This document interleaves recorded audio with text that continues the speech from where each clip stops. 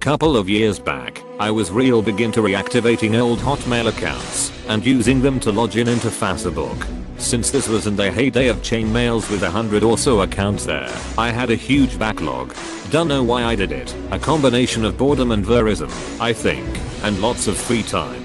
I felt like a sort of hacker, at least. Occasionally, you stumble upon things you wish you weren't supposed to. I mean, yeah, I know how that sounds. Once, I came upon a guy's Facebook, and after a while you instantly realize it hasn't been used in years. A bit like coming across an abandoned house. Tons of notifications and unopened PMS.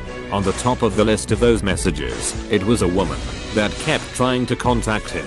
My first impression was that it was a stalker, maybe an ex that wasn't able to move on.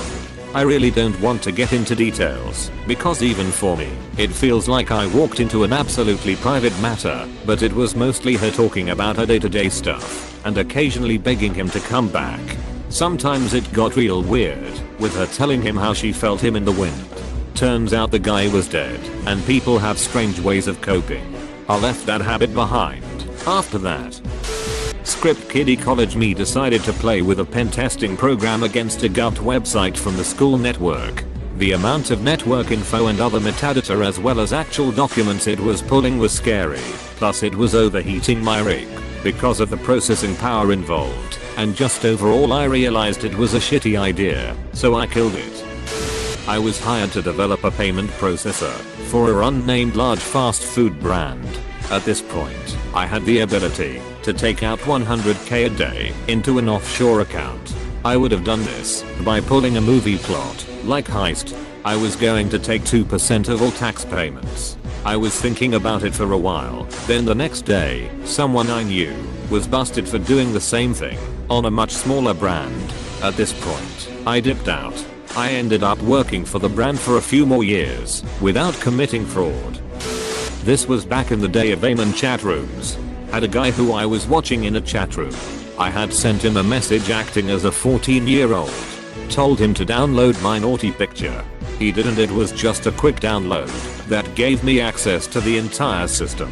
The tool I used displayed the entire system and all functions in a hierarchy of importance with the Windows kernel at the tippy top.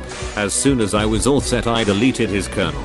I lost all my tools from back then, but that was a sweet time to be around. Seek and destroy internet peders. Crashed a print daemon on a SprintNet X25 connected system, thereby freezing/crashing the whole mainframe. Never reconnected again because I was afraid TB monitoring. This was like in 1991, you whippersnappers. Old boss asked me to find the personal data of somebody he had met at a hotel for reasons. I explained that I was unlikely to be able to do it untraceably. Explained social engineering. Explained that I was no good at social engineering. And noped the fuck out. Let him try. Not really a hack. The school lit department were a shats and left the password to the main account hard coded in a batch script. I went in and found all the teachers' pay, students' names, addresses, SSNs, just to name a few. Nope out. Back in middle school, I used a VNC to hack all the school PCs. I had a free lesson, so I went to the computer lab, or whatever they called it.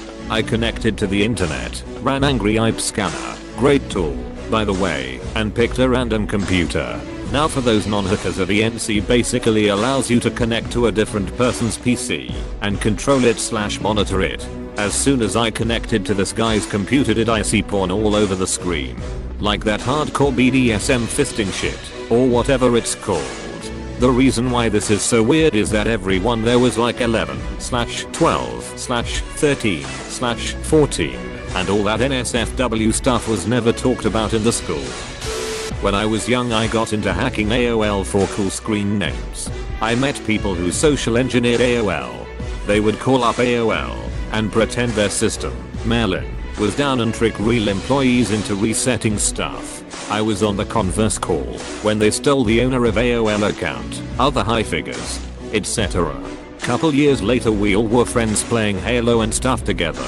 They told me to connect to this live server. You can control mouse. They hacked Comcast website and wanted me to connect to it.